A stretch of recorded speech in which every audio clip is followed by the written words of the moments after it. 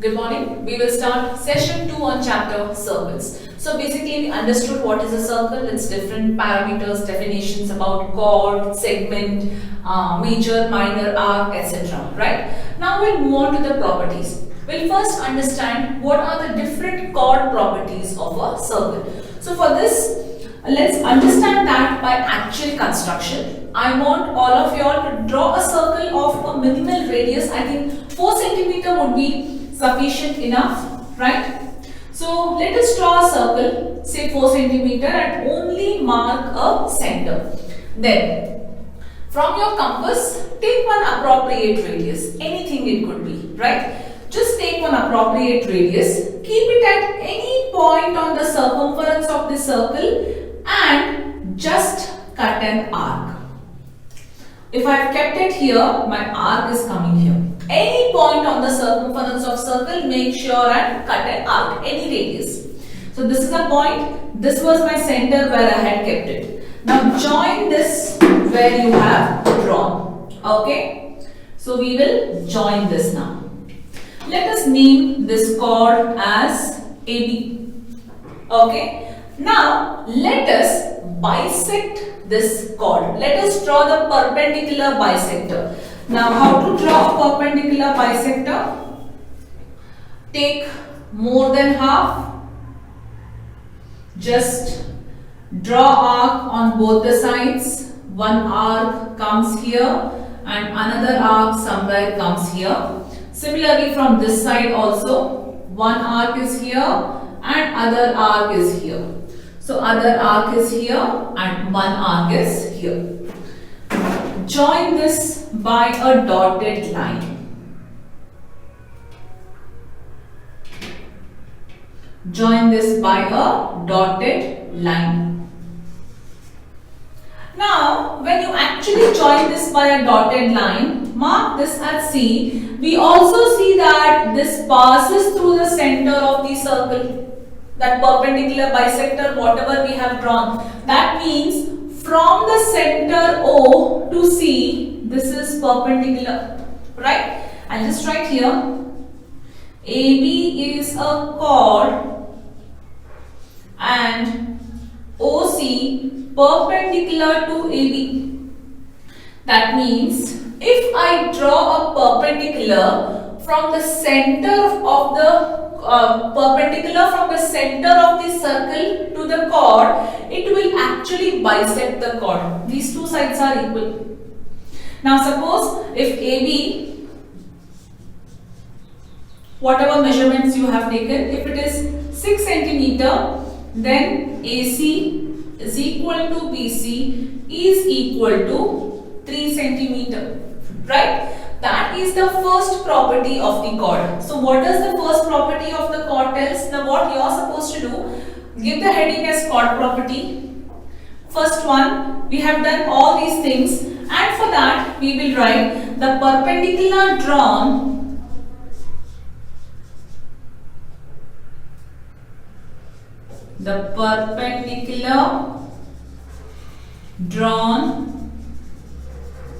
from center to chord bisects the chord.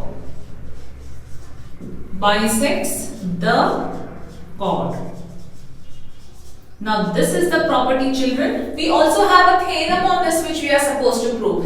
The first chord property. See, they will not ask you all these things. But how did we arrive at this? With actual construction, I want you all to do this so that you will remember very well. The first property tells that the perpendicular drawn from center to chord bisects the chord.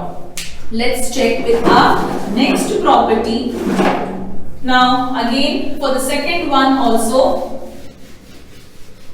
what we have to do here is, the first property is over. For second one, again draw another circle.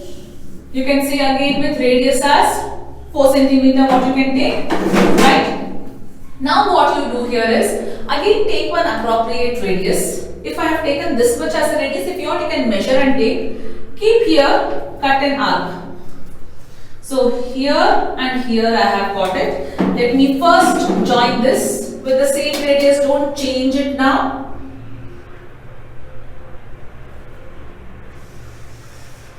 Let me name this chord as AB. Now, I am going to draw another chord on the either side of the center. I mean, if one chord is done here, I'll make sure the another chord is done this side. If one chord is done here, I'll make sure it is done either side. I will make sure to draw it. So I'll keep this here and I will cut it. So this point is here and I have cut it. Let me mark these 2 points. AB and this is CD. Okay. Since I have drawn this the chord down, now what is the measurement of this chord? Let me see what measurement it gives me. So my chord is here actually 11 centimeter. This also should be 11, right? Let me check. Yes, it is 11. Let me join this center to the chord, but where should I join? A perpendicular. Let me draw a perpendicular from center to chord here and from center to chord here. Now, how do I know it is a perpendicular, children?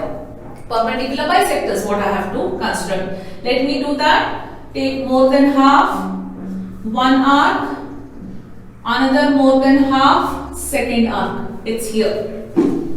So this is a point of contact. So what I have it here, actually, one second. Of course, it will not come because my center is different from this because I have not used a compass to draw. Let me just assume it. Okay, now you understood how to draw it, right? So this is the center. CD, EF. So we'll assume that when you get it, this is the center. E, F. So from here I have drawn one line and from here I have got perpendiculars I have drawn. You know how to draw a perpendicular now. Now what I will do is I will take and I will measure how much is this. I have got this as 6.5. I have got this also as 6.5. This measures 6.5 centimeter. This also measures 6.5 centimeters. See, children, measurement is irrespective of what measurement you get. It should be equal. I agree that, but it should not be the same. Of course, it will not be. It will be different. Did I get the same measurement? First of all, what I did here, there are equal chords. AB is equal to CD. Equal chords. Then, what did I do for the equal chords? I have drawn perpendiculars. OF perpendicular to CD and OE perpendicular to AB. When I had drawn an equal chords, when I draw the perpendicular, I get to know that equal chords are equidistant from center. Are they? Yes. That is the second property. Equal chords are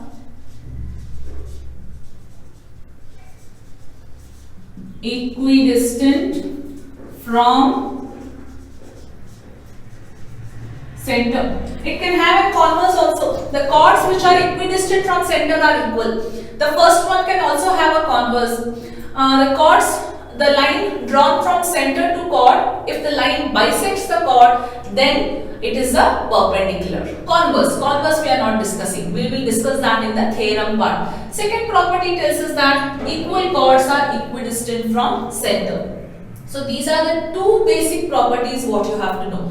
The third property actually what we have that actually comes once we do the theorem. That is equal chords subtends equal angle at the center. If I actually draw it here and if I measure these angles are equal. We discuss this in the theorem part. So equal chords subtends equal angles at the center. That we can discuss in the theorem part. So these two properties what you have to know. Chord properties basically, right? Now next, we will discuss about what are the different angle properties in a circle with respect to a chord and an arc of a circle.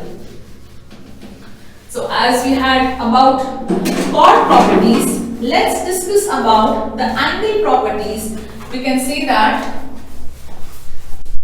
angle subtended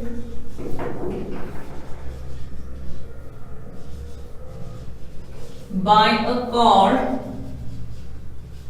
at a point. Okay. Basically again we'll start from the first one. We'll have one circle, say 4 centimeter with center O. Now we will draw a chord.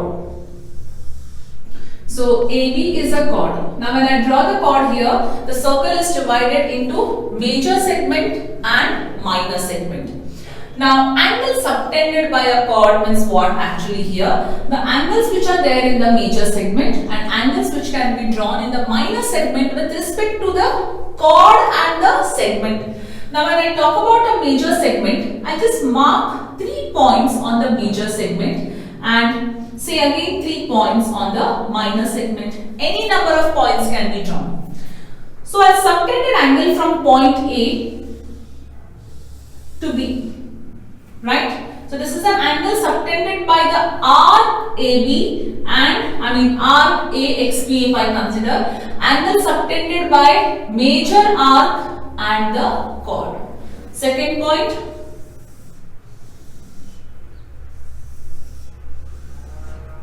Okay. Similarly, I'll do it here also.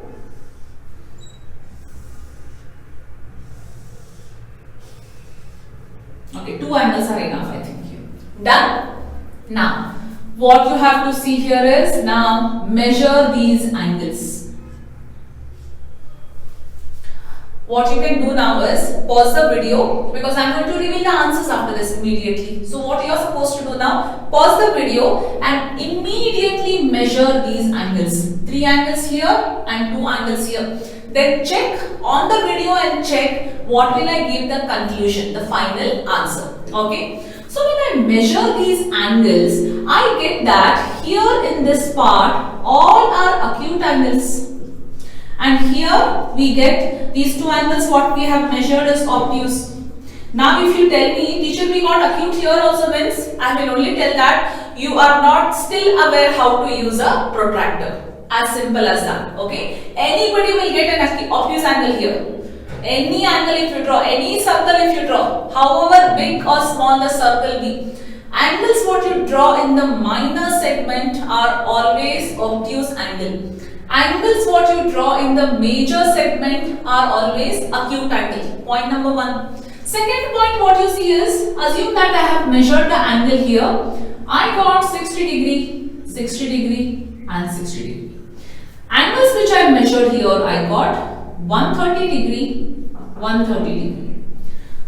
What does this tell me? It is not because of 60 or 130. It only tells me that my angles in the major segment are acute angles. See 60 I have got, I can get 50, I can get 40, anything. Angles in the minor segment are obtuse angle. Yes. Point number 2. Are these angles equal? Even if I have one more point here, children, this angle will also measure 60. If I have one more angle here, this angle will also measure 130. There is no doubt in that. So we can say angles in the same segments are equal. See here, upper segments all are equal, lower segments all are equal. So from this angle subtended by a chord at a point, we can derive here is the first property, angles in minor segment are obtuse angles. First property. Second property, what do you tell here is angles in the major segment are acute angles. And the last property, angles in the same segments are equal. Yes, very important property to know here. I hope these three properties are very clear. Let's move on to the next chord property. Now we know that diameter is also our biggest chord, right? Now here I have drawn a chord. Now next we'll draw a diameter, that is the biggest chord, and let's see what properties we will get there. I'll keep this as it is. The heading will be the same only here. This is under the first one what I have written. Now second one what I will write here is, I will draw a diameter OAB. I'll mark 3 points.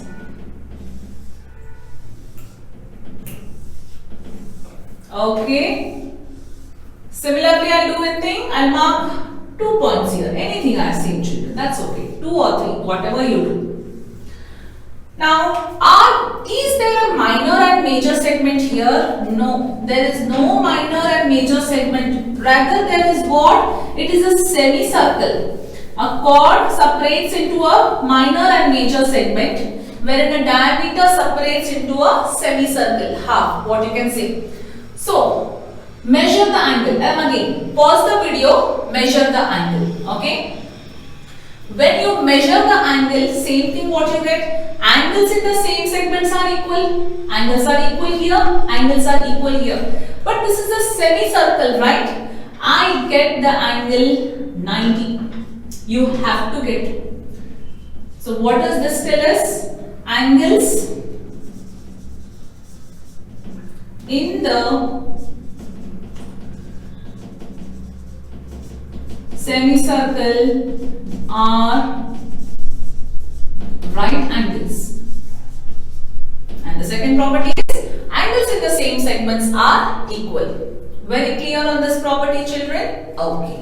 Let us, second one over. Let us understand the third property. To understand the third property, we need to first understand about few points, that is, what is a central angle and what is a inscribed angle. Central angle and inscribed angle. Okay. To understand this, draw smaller circles here. One circle, two circle, three circles. Just for examples, what I am giving here is one circle, two circle, three circle, with all the circles as center O.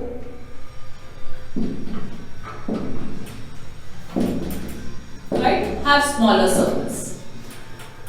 I will draw an angle here, children. So this angle is read as AOB. Okay? I will draw another angle here. This is read as again AOB. See how I am drawing. I'll draw one more angle now. See, center is somewhere here. Okay. Now here this is center only. Here this is only center. Now here what I will do is, this is center. Angle ABC. Oh, three different angles I have drawn in this part.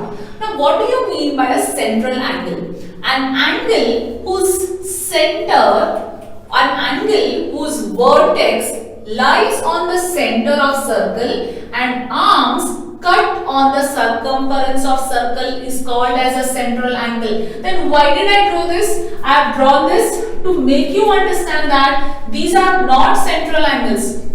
Look here. Here the vertex is at the center. Arm is at circumference. Second arm is not on the circumference. Look here. Both the arms are on the circumference, but the vertex is not on the center, right? So this is figure 1, figure 2 and figure 3. An angle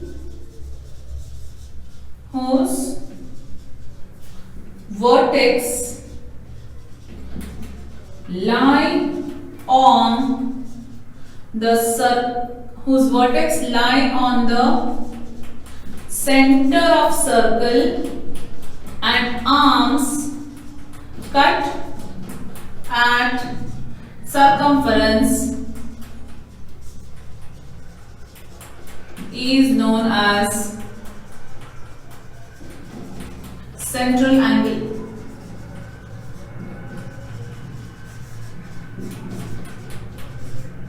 Figure 1, right? An angle whose vertex lie on the center of the circle and whose arms cut at any 2 points on the circumference of a circle is known as a central angle. Then what is inscribed? See, these two are not. I do this purposely to tell you why it cannot be a central angle. Now what is an inscribed angle? A, B, C. 1, A, B, C. This is 2. So this is A, this is B, and this is C. Now look here.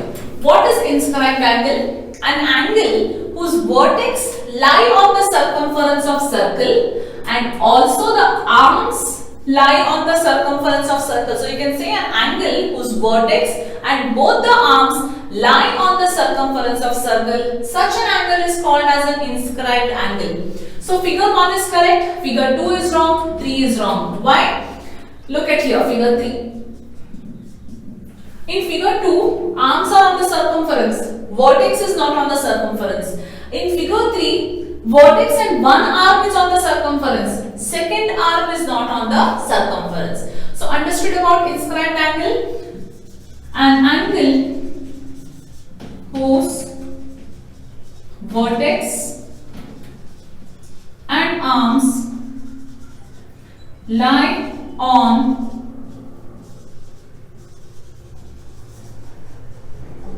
circumference of circle is known as inscribed angle. Very clear? So based on this inscribed and central angle, we have a relation. That is, how inscribed angle and central angle are related to each other, we'll understand in the third property. First property was angles in the segments, major, minor. Second property was angles in the semicircle. Third property is relationship between central angle and inscribed angle. We are supposed to write this up, what I have written. These properties are so useful that you will use it till your 10th standard also as a base. 10th standard we study a chapter circles, but there we don't discuss this. But still you should know this as a basic there, base over there. So third property, relation between a central angle and inscribed angle. I am going to give you a set of 2 or 3 circles which you are supposed to do it. Right? And as usual, so I'll just mark angles here with different formation. Okay, so this is A, O, B. This also is A, O, B. This also is A, O, B. With respect to this, I will mark. Okay. This is C, C and C. You are supposed to measure this angle as well as this angle. Now what you are supposed to do? Pause the video and measure these angles and keep. Because I am going to reveal the answers anyhow. Now I am going to just proceed further. But you are supposed to measure these 2 angles and keep and just check what do you interpret from here, and after I explain, check whether your interpretations are also right. Okay. I'll give a random measurement, children, because I don't want to use a protractor and check. Even if I use it also, I might not get an accurate result because I have just used a simple. Now, I need not tell you how to use a protractor. I think by now you must be knowing how to use a protractor. Okay, so when I check, I get this as 120, I get this as 60. So, next angle, I get this as 40 I get this as 80, and I get this as what you can say 120 we have used, 160, and this as 80. These are the angles. What do you correlate from this? You see that whatever angle you have here, this is double to it. You have 40, it is double to it. You have 80, it is double to it, right? So the relation here, what you found in all the cases where the properties, what you write here is central angle is twice the inscribed angle, right? So if I have to write, angle AOB is twice angle ACB in all the cases. This is the relation, and we have a theorem to be proved on this, right? Relation between a central angle and a inscribed angle. In case if you are getting a wrong measurement, children, you are not aware how to use a protractor. As simple as that. It has to come accurately like this only, right? So these are angles subtended by a chord at any point. Or the second property what we understood here is about angle property basically in a chord, or here when we talk about angle which is subtended at any 2 points. If I join the line, it is nothing but a chord here. So basically we understood these properties. The last one which we have to know in this is a cyclic quadrilateral. So basically I am discussing all the properties in today's class. The next class would be, I will be discussing all the theorems related to this chapter. It is nothing but all properties what I have discussed. We have theorems based on these properties only, and then we will touch the exercise. Let's go to the last concept, that is cyclic quadrilateral. Now what is a cyclic quadrilateral? A quadrilateral whose vertices lie on the circumference of the circle. Cyclic quadrilateral. A quadrilateral whose vertices lie on the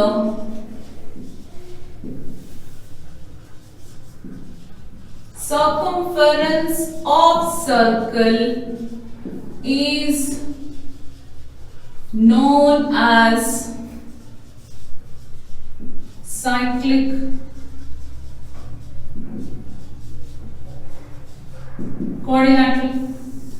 Draw a circle, mark any 2 points, join these points.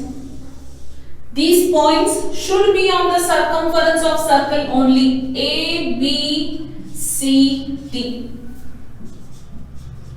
A, B, C, D is a cyclic quadrilateral. Okay, we have properties for cyclic quadrilateral. What are the properties? If you remember, in parallelogram we had that consecutive angles are supplementary, opposite angles are equal, right? But if anything, a parallelogram, if it is inscribed here, it is called as a cyclic parallelogram, cyclic square, cyclic rectangle, cyclic trapezium, anything. That means those vertices should lie on the circumference. Even if one vertices will not lie, then it is not a cyclic quadrilateral. What are the properties? Opposite angles are supplementary. Sum of opposite angles are supplementary. That is, if I talk about angle A plus angle C is equal to 180 and angle B plus angle D is equal to 180. This is the property, and we have a theorem to be proved on this. Second property, If I extend any one side of a cyclic quadrilateral, that side will become an exterior angle. Any one side, this side, or this side. So, you can measure this, children, if you want. Okay, even this here.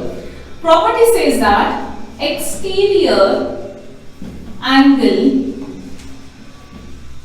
of a exterior angle, I will write because it is known that it is of a cyclic quadrilateral only. Exterior angle is equal to the interior opposite angle.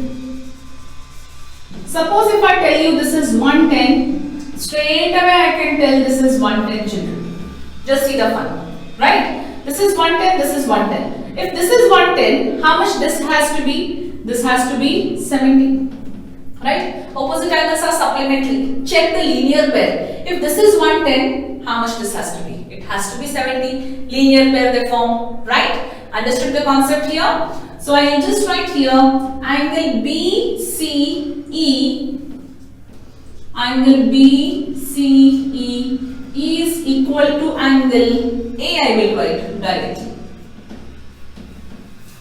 Are the concepts very clear? Are the properties very clear over here? We have theorems based on all these properties till now, whatever we have done. See, theorems you study this year. Probably theorems you will not have that next year. But the properties what we have discussed till now, chord, angle subtended, cyclic quadrilateral properties, you will have to remember that for next year also. When we have a chapter circles, and you have to know this as a basics point. So with this, we end with today's session where we only understood about the circle, chord and angle properties. So in the next session, we'll start with all the theorems based on these properties. So write them very neatly in your book.